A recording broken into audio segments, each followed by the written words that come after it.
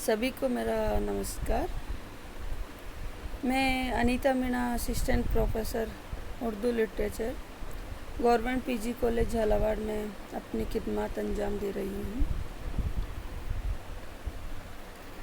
आज हम उर्दू नस्र के आगाज़ और इर्तिके पर नज़रसानी करने के लिए यहाँ पर आपसे रूबरू हुए हैं।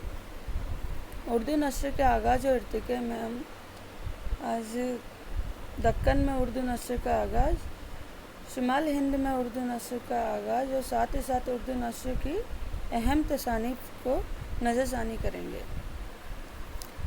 जैसे कि कोई भी ज़बान जब पैदा होती है या उसके आगाज़ और इर्तिके पर हम नज़रसानी करते हैं तो हम देखते हैं कि उस ज़बान में उस वक्त उस कौम की तहज़ीब व माशरत का जो इर्तिका है वो भी हमें उस ज़बान में देखने को मिलता है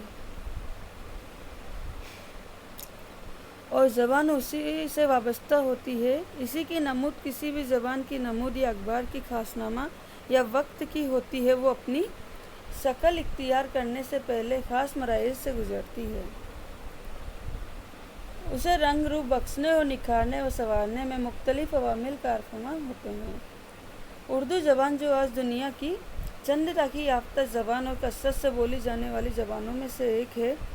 वैसे तो इस बात में कोई शोभा नहीं कि उर्दू की बाकायदा इब्तिदा दक्कन में हुई और बोलचाल की ज़बान में ये ज़बान शुमाली हिंद में मशहूर हुई। 13वीं सदी ईस्वी में मुस्लिम सलातिन अलाउद्दीन खिलजी ने जब अपनी फ़ौजें दक्कन में डाली, तब उन फ़ौजों के साथ सिपाहियों के अलावा सूफ़ी, सैयद, ताजी, गर्ज हर किस्म के अफराद मौजूद थे। जब ये लोग हिंदुस्तान में दाखिल हुए तो इन लोगों को मुश्तरका तहज़ीब वाले कल्चर यानी कि हिंदुस्तान से सामना करना पड़ा था, जहाँ मुख्तलिफ बोलियों के और रिवाजात आम थे। यहाँ पर और शुखनबाज ये है कि अलाउद्दीन खिलजी अपने साथ अरबी और फ़ारसी ज़बानें लेकर आए थे और हिंदुस्तान में ये ज़बानें अंगड़ाई लेना शुरू कर चुकी थी।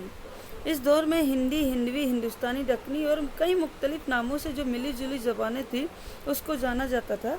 यानी कि अरबी और फ़ारसी के साथ हिंदुस्तान में बोली जाने वाली मकामी बोलियों का असर उन पर सबसे ज़्यादा और ख़ास तौर पर हरियाणवी, पंजाबी, खड़ी बोली का जो असर माना जाता है और कहा जाता है कि ज़बान उर्दू ने हिंदुस्तान के दामन में जो अंगड़ाई लेना शुरू कर दिया था, उस वक्त उस दौर में उर्दू को हिंदी, हिंदुस्तानी, दक्कनी और कई मुख्तलिफ नामों से पहचाना जाता था।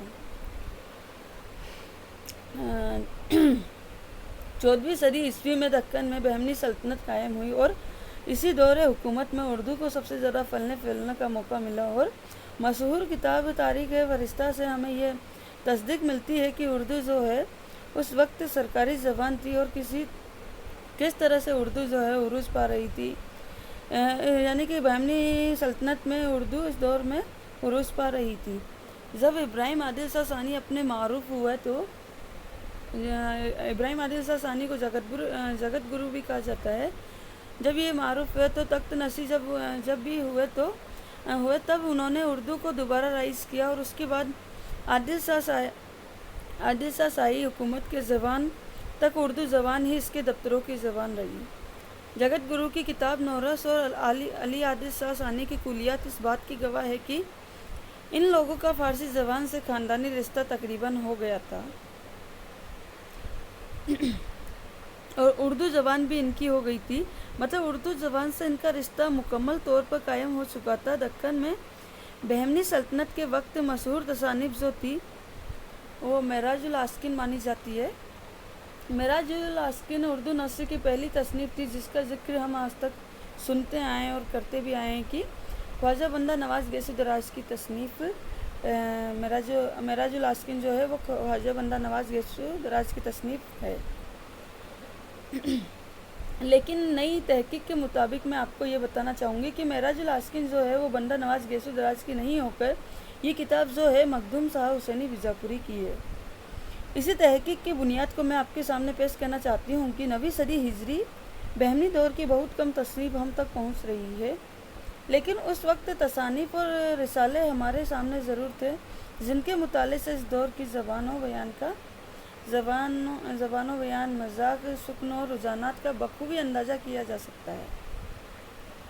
خواجہ بندہ نواز گیسو دراز نے 1421 عیسوی میں فیروز شاہ بہمنی کے زمانے میں گلبرگہ آئے تھے۔ خواجہ بندہ نواز گیسو دراز جی جو تھے وہ فیروز شاہ بہمنی کے دور میں گلبرگہ آئے تھے۔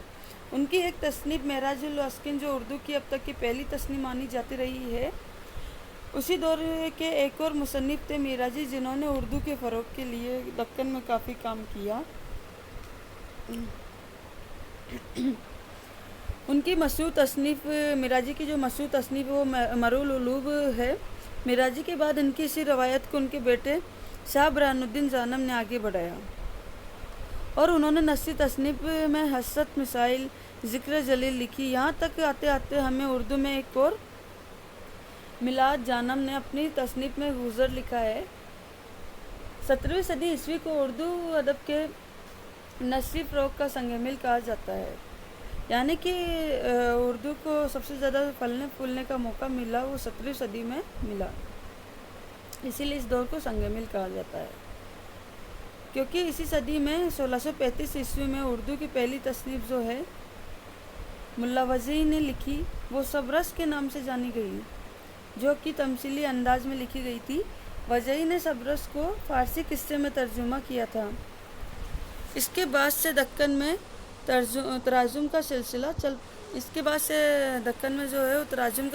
چل پڑا۔